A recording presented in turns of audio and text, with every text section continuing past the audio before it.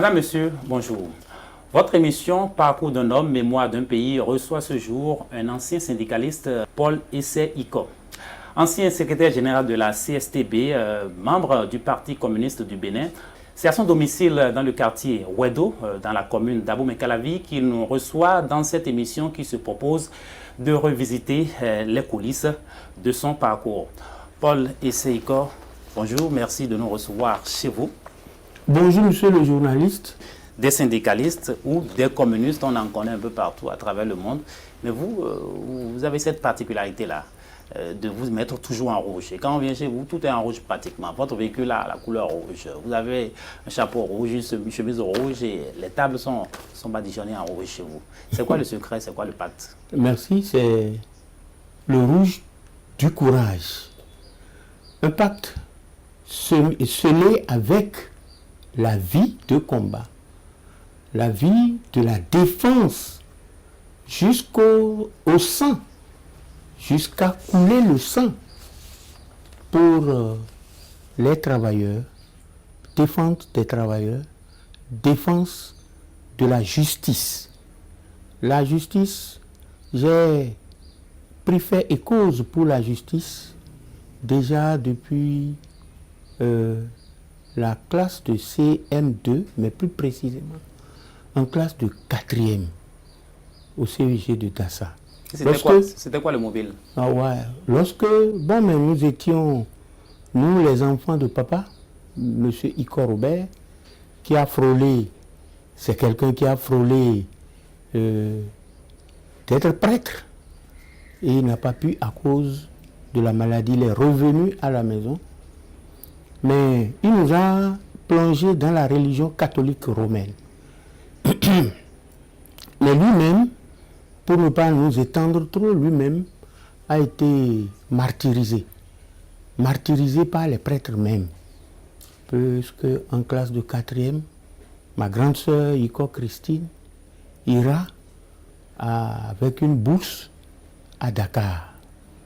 Et elle ira à Dakar pour poursuivre ses études de psychologie. Et puis, comme elle a appris que c'est l'IPRAO qui gère les retraités, alors il est parti fouiller les dossiers de papa. Il a constaté que les prêtres l'ont mal noté. Ils le notaient très mal. Oh, c'est un type qui dormait pratiquement à l'église et qui servait Dieu comme jamais. C'est un grand pieux et tout le monde le connaît. À Dassa-Zoumé. À Dassa-Zoumé, les gens, il a formé beaucoup de gens qui sont devenus des étudiants et ainsi de suite. Je rappelle que vous êtes originaire de Dassa-Zoumé. Oui, je suis de Dassa-Zoumé. Et puis, quand Christine est revenue de Dakar, elle nous l'a dit. Et nous, dans la famille, nous avons piqué des crises de colère contre l'Église.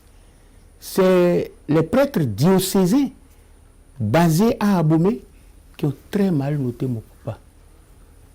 Et figurez-vous, mon papa, à la retraite, ne touchait pas plus de 12 000 francs CFA. Par mois? Par mois. Non, par trimestre, je crois. Puisqu'à l'époque, c'était par trimestre. Vraiment, nous n'étions pas très... Donc cette injustice a dû vous révolter. Et j'ai dit, il y a l'Église catholique, il y a la religion ancestrale. Mon papa déjà se battait contre la religion ancestrale. Et il a été ensorcelé, il a été envoûté un peu partout, mais il se donnait à l'Église catholique. Mais voilà comment l'Église catholique le traite. Et j'ai décidé de ne plus être adepte des chrétiens. Il est vrai, je vais à la messe. Il est vrai, je chantais à la chorale, mais j'étais hors de moi-même en classe de 4e.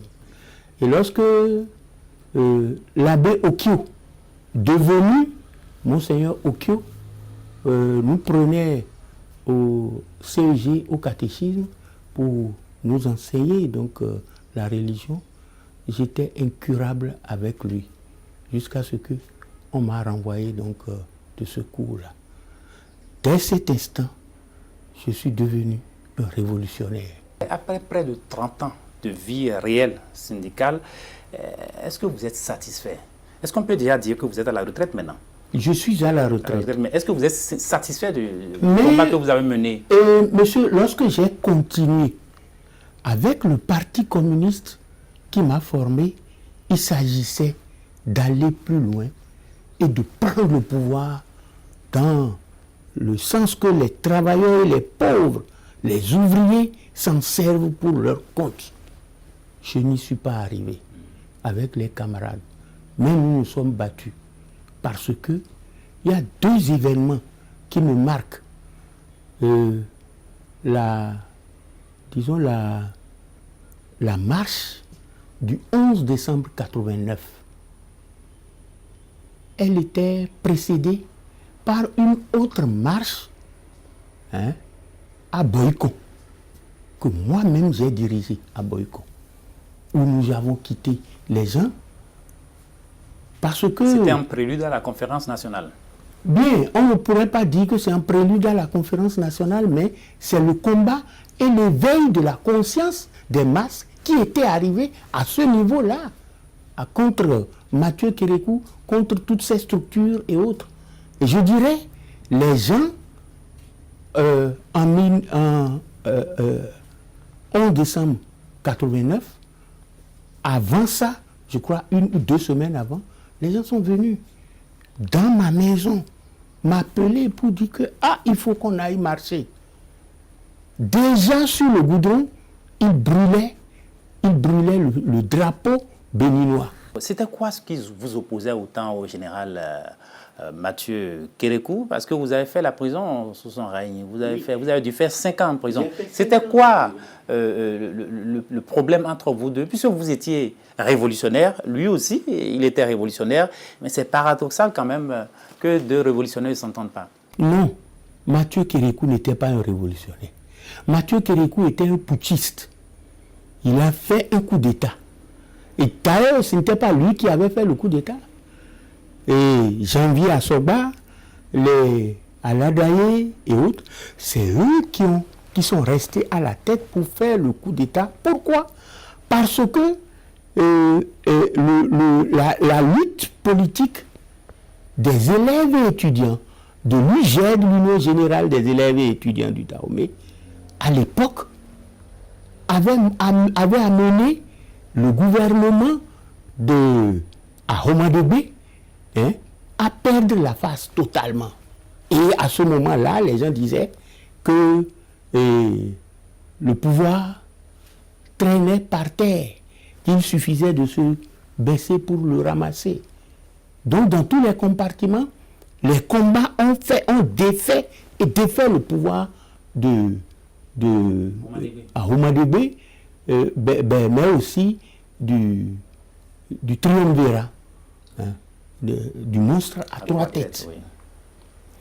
Et à ce moment précis, ce que réclamaient les masses populaires, ce que réclamait le peuple, les syndicats et autres, à l'époque, c'était la révolution. Mais pour faire la révolution, il faut un organe. Il faut un organe qui mobilise les travailleurs et les peuples. Nous ne l'avions pas. On n'avait que des mouvements de jeunes, on n'avait que des mouvements syndicaux, mais qui n'avaient pas pris conscience qu'il faut avoir un parti politique qui puisse orienter idéologiquement, qui puisse orienter du point de vue tactique et stratégique. Et c'est ça qui a favorisé le terrain pour ce que vous avez appelé tantôt le putsch du général Mathieu Kérékou. Le général Mathieu Kérékou n'a même pas fait le putsch. C'est des gens qui ont fait le putsch. Et comme il est un têtu, je veux dire, dans l'armée, les gens l'ont appelé et lui remettent le pouvoir parce qu'ils savent que si lui il est là et qu'on fait le coup d'État et il n'est pas impliqué, qu'il sèmera de la terreur. C'est un homme de terreur. Lui-même se faisait appeler Zorro à l'époque. Donc, nous avons essayé de lutter, de combattre, hein, pour que Des putschistes et non des révolutionnaires. les putschistes, j'expliquais que nous avons combattu les putschistes, mais les révolutionnaires qui se disaient révolutionnaires à la manière Kérékou étaient des imposteurs, parce qu'ils n'avaient pas travaillé avec le peuple. On a dit que le peuple doit se lever et prendre le pouvoir pour son propre compte. Est-ce que ce n'est pas un peu illusoire? Mais ce n'était pas ça que ma tête... Est-ce que ce n'est pas un peu illusoire de voir les Non, choses ce ainsi? n'est pas illusoire. Pour Lénine, ça n'a pas été illusoire. Pour Mao, ça n'a pas été illusoire. D'ailleurs, pour Mao, c'était encore plus vivace, hein, où il y a eu la longue marche, ainsi de suite. Donc, je dis que... L'entente n'était pas possible entre on vous ne pouvait pas parce que Mathieu Kérékou a pris le pouvoir. Pourquoi? Parce qu'il savait qu'il y avait un mouvement sourd qui grondait et qui réclamait révolution. Donc, lui venu au pouvoir, il proclame la révolution, sans être révolutionnaire, sans avoir travaillé au sein du peuple, avec le peuple. Et c'est ce qui vous opposait? Et c'est ça fondamentalement qui nous opposait, parce que c'est un militaire qui ne connaît que les formules militaires, hein, donc les brimades militaires, il ne connaissait que ça. Mais vous l'empêchiez de travailler, de s'occuper donc de la gestion du pays à travers les tracts, à travers tout ça. Oui, mais il est venu, non pas pour faire la révolution, mais pour galvauder la révolution. Pour faire en sorte que si, après lui, quelqu'un dise révolution, eh bien qu'il soit conspué parce que lui, il avait déjà dénaturé la révolution. Voilà. Revenons un peu sur les circonstances de votre arrestation. Puisque vous avez été arrêté en 1979, vous êtes resté en prison jusqu'en 1984, n'est-ce pas? C'était quoi? Dans quel contexte, dans quelles circonstances? J'étais à l'école normale et je dirigeais les enseignants de l'école normale. Et j'avais pour tâche de lever le mouvement au sein des étudiants. Nous étions des élèves et des étudiants de l'école normale, on disait à l'époque. Monsieur Guézodier, Vincent, est arrivé au niveau... À l'époque ministre. À l'époque ministre, il était notre ministre. Il est arrivé parce qu'il apprenait déjà qu'il y avait un mouvement à l'école. Les gens, ils ne nous ont pas payés. Les gens, ils avaient dit qu'on a une bourse de 15 000 francs. Mais il restait une bonne partie des 15 000 francs qui ne nous ont pas payés. Ils nous préparaient du haricot charançonné. Et puis, c'était parmi nous se levait en tant que président, en tant que vice-président de la coopérative, allait prendre le riz charançonné et verser ça dans la poubelle, demander aux élèves, hein, aux étudiants en ce moment, de se contenter de leur gari et autres. C'était un mouvement assez fort. Et Guézodier est venu, mais quand il est venu, dans la salle, il n'y avait que moi pour le conspuer. Et dès que je me levais, la salle applaudissait à rompre. Quand il parle, je reprends la parole et je reprends le contraire pour exiger la satisfaction de nos revendications au sein des élèves de l'école normale. Puis, Guézodier de dire, voyez-vous, ne me suivez pas. Je dis, cet élément est un tribun. Un tribun, vous savez ce que c'est, qui harangue la foule. Alors, nous avons fait le meeting qui a été tenu de bout en bout par moi, alors que le ministre était là. Donc quelques jours après, on m'enverra donc, à l'école normale quelqu'un pour me prendre. Donc c'est comme ça que j'ai été arrêté. Vous êtes retrouvé où? Je me suis retrouvé au commissariat central. Ensuite, dans quelle prison? Ensuite, on m'a débordé directement à la prison civile de Cotonou. Donc où j'ai rencontré nos camarades, nos amis. Vous avez fait les 5 ans au niveau de la prison civile de Cotonou? J'ai fait la prison civile de Cotonou. Et puis... C'était quoi les circonstances de la détention? Ça se passait comment? La détention, c'était donc ce qu'ils ont appelé l'incarcération administrative. Ça se passait comment? Bon, on vous mettait dans des cabines. Au sein de la prison civile de Cotonou, on nous a mis dans une cabine où on pouvait dormir, mais la promiscuité était grande. Alors, on ne nous donnait pas de lumière, il fallait acheter des bougies.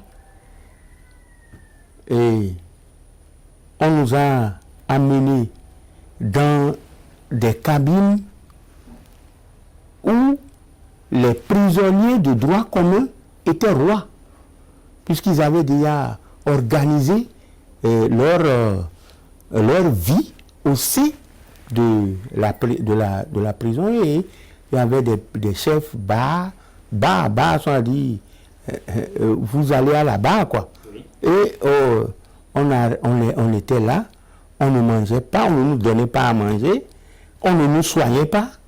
Et nous, en tant que communistes, nous sommes organisés.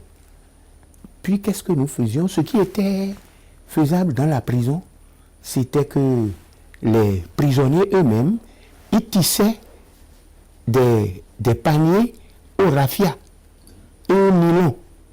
Nous avons pris le marché. On a commencé par tisser des paniers. Il y avait de l'arachide qu'on pouvait griller et faire vendre. Moi, j'étais le chef de ceux qui grillaient les arachides. Et j'appelais ma femme. Oh, quelle femme! Il faut la féliciter. Elle venait, on mettait les arachides dans la bouteille et elle allait nous vendre. Elle ramenait les sous et c'est avec ces sous ajoutés à... il y avait Eli Gaido qui battait, disons, du yovo de corps, cuisait du yovo de corps pour les gens qui faisaient Sahara. Donc finalement, vous n'avez pas été maltraité, contrairement à d'autres en prison, puisque vous avez eu tout le temps de faire du commerce, des activités économiques et tout ça. Est-ce que vous savez ce que ça veut dire maltraité?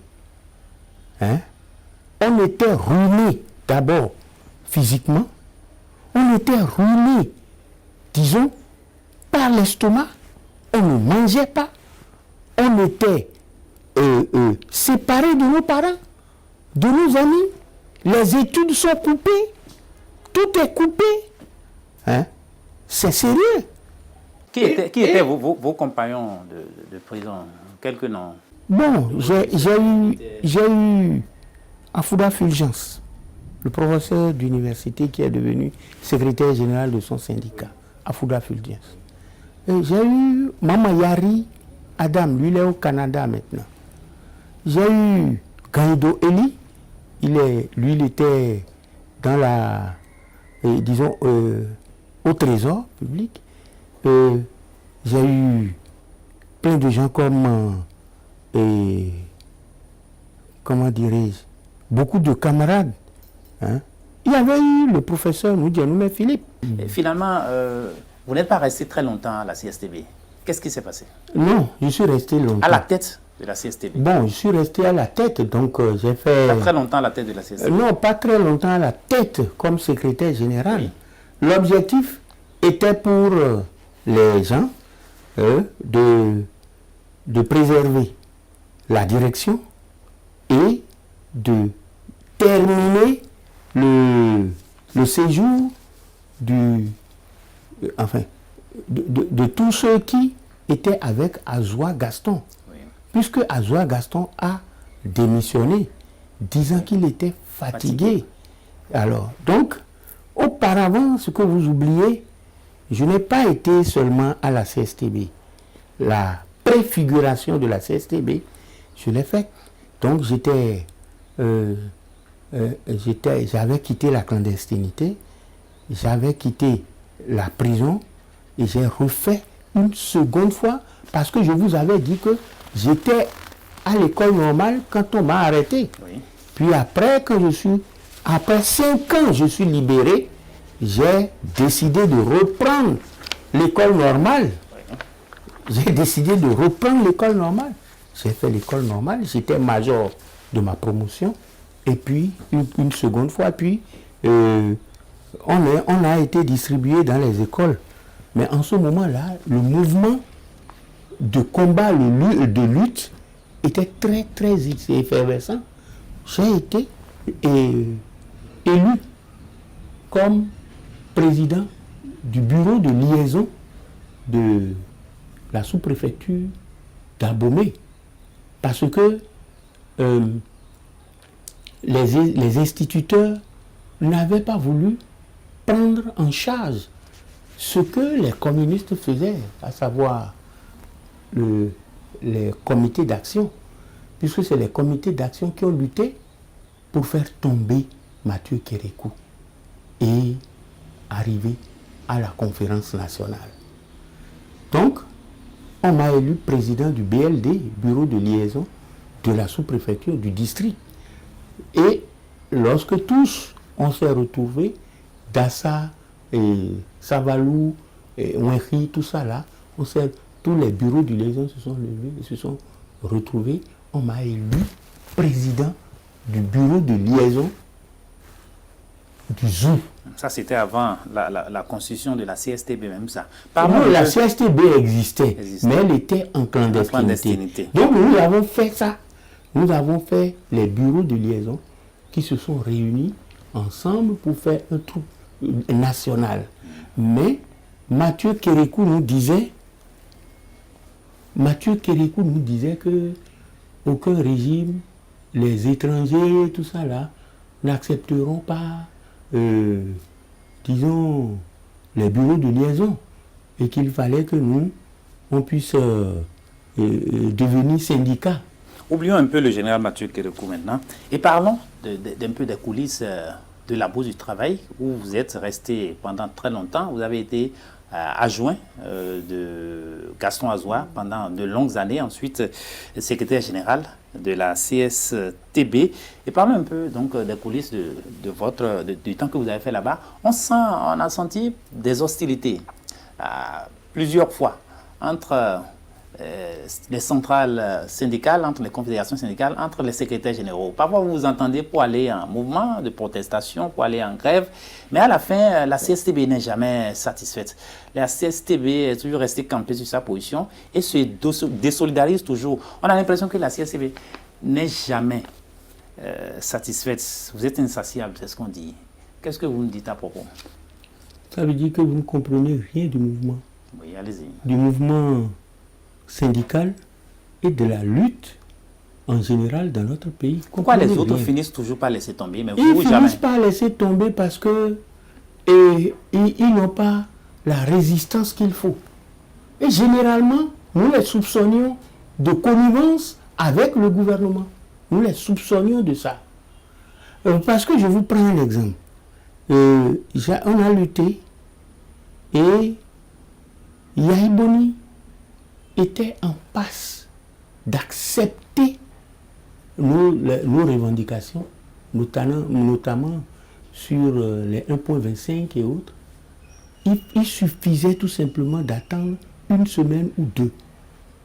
Et nous avons pressenti... Au risque de blanchir une année, par exemple? Non, pas blanchir l'année. Non, on ne blanchit pas l'année qu'on ne blanchit pas une année consciemment.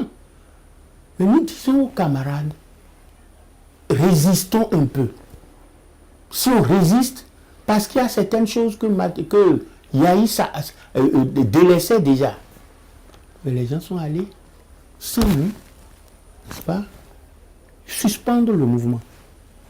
Lorsque vous êtes dans un mouvement et que des gens se réunissent envers et contre vous et suspendent le mouvement, vous voyez que vous êtes mis à nu.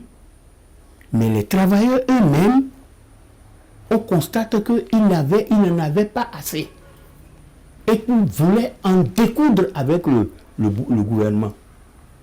Si on laisse les travailleurs un peu, ils montreraient au peuple que c'était du dilatoire que le gouvernement fait. Malgré ça, nos camarades de l'autre côté disent non, il faut arrêter. Et ils arrêtent. Et on commence par faire la fanfaronnade contre vous. Tout comme si c'est eux qui avaient raison de briser le mouvement. En montant, nous avons dit non aux travailleurs de poursuivre. S'ils poursuivent, ils poursuivent généralement et qu'on constate que les faiblesses arrivent, nous aussi on arrête. Mais ce n'était pas du tout bien. Mais malgré tout ça, le mois d'après, vous êtes encore prêt à entrer dans un nouveau mouvement en alliance avec ces mêmes confédérations? En alliance avec eux s'ils veulent. Parce que ce n'est pas nous qui décidons des mouvements. C'est les travailleurs qui décident. Et les travailleurs nous disent, allez les voir. Chaque fois qu'il devrait y avoir un mouvement, ils disent, allez les voir. Quel qu'il soit, ils disent, mais faites le mouvement ensemble. Et la caractéristique dans notre pays, les gens, ils ne se souviennent plus d'hier. Est-ce que je constate? Et puis si nous, en tant que secrétaire, en tant que centrale, nous décidons du mouvement, eh bien, bon, ils y vont plutôt carré. Que le peuple nous suive en, disons, massivement, ça n'a jamais été ça. Quelle est la sociologie de notre pays? Alors que vous allez en assemblée générale, ils critiquent ces centrales-là, ils critiquent les gens que nous appelions des traîtres au mouvement. Malgré ça, ils ne sont pas prêts. Parce qu'ils savent que s'ils se mettent en mouvement, ils seront charcutés. Ils seront réprimés par le gouvernement. Est-ce que ce n'est pas le communiste que vous êtes qui fait que vous n'êtes jamais satisfait? Est-ce qu'on peut être syndicaliste bon teint, un vrai syndicaliste sans être pour autant communiste? Oui. C'est quoi la démarcation? Quelle démarcation vous voulez? Mais je sens que étant communiste, on est déterminé. Oui. Hein? On est déterminé à y aller. Mais on est déterminé, bon gré, mal gré. Mais quand on est syndicaliste, mais pas communiste, on est prêt à lâcher de l'Est de temps en temps. Pourquoi vous mettez le mouvement syndical sous la botte du communisme? Il est vrai que les communistes font l'analyse de la classe ouvrière. Mais ce n'est pas que des communistes qui sont à la CSTB. Et dans les autres centrales, il y a bien des communistes. Mais il y a des gens qui ne sont pas communistes et qui voient comme les communistes. Donc à la tête de la CSTB, nous réunissons tout le monde, toutes tendances confondues. Et nous menons l'analyse en jetant les problèmes ensemble, en mettant les problèmes sur tapis. Et c'est ce que tout le monde dit que nous prenons en compte. Mais Paul Issei-Eko, vous êtes bien sûr syndicaliste, mais vous êtes également membre du Parti communiste du Bénin, donc vous êtes un communiste. Mais ce qui est quand même extraordinaire, ce qui est quand même paradoxal, c'est que les communistes, dans leur mouvement, dans la défense des libertés publiques, dans la lutte pour la cause des masses populaires, sont portés justement par ces masses populaires-là. Mais jamais vous n'arrivez à gagner aux élections. Quoi? Ah non. On n'a pas de député PCB, par exemple. On n'a pas de député PCB à l'Assemblée, ça fait des dizaines d'années, n'est-ce pas? C'est ça que je vous dis que vous faites de l'amalgame. Oui, allez-y, expliquez. Le mouvement syndical, dirigé par nous, a les 2 fois qu'on a fait des élections professionnelles, a gagné la CSTB, a gagné 50%, 55%. Nous avons gagné les élections au niveau des travailleurs. Ça, c'est à l'échelle des travailleurs. Donc, pourquoi vous dites que nous ne gagnons pas? Lorsqu'on parle des élections présidentielles, par exemple, lorsqu'on parle des élections législatives communales, vous avez été plusieurs fois aux élections. Oui, mais les élections présidentielles, vous n'en sortez pas. Moi, je ne me suis pas présenté, ça c'est vrai. Mais j'ai soutenu Pascal Fontoji. J'ai soutenu Philippe Noudjenoumé. Hein? Mais les Philippe Noudjenoumé aux législatives avaient gagné. C'est la corruption au Bénin. Oui. Et les gens lui ont susurré son poste. Ça s'achetait. Les postes s'achetaient. Nous avons gagné. Et nous gagnons toujours. Mais nous n'avons pas la possibilité de corrompre. Et nous refusons la corruption. C'est tout ce qui nous tue. Si on devait faire les élections sans un franc, nous avons des gens que Pascal a dit que c'était des voix immaculées qui ont voté pour lui. La plupart des gens, déjà depuis Humbedi, le règne de Humbedi, c'est l'argent. C'est l'argent que les gens donnaient. Donc voilà, nous ne pouvions pas, dans cette masse de corruption, on ne pouvait pas trancher. Et ce n'était pas notre faute. Et Lénine a pu dire, nous irons, qu'on peut aller aux élections. Mais la chance que les communistes gagnent, c'est 0,001%. Et je dis, nous avons le devoir d'apprendre à notre peuple que la prise du pouvoir n'est pas dans les élections. Le pouvoir s'arrache. Regardez les derniers mouvements de nous sur la planète. Vous avez vu que en Algérie, les gens n'ont été défaits que par des marches. Oui. Au Soudan, les gens n'ont été défaits que par les marches.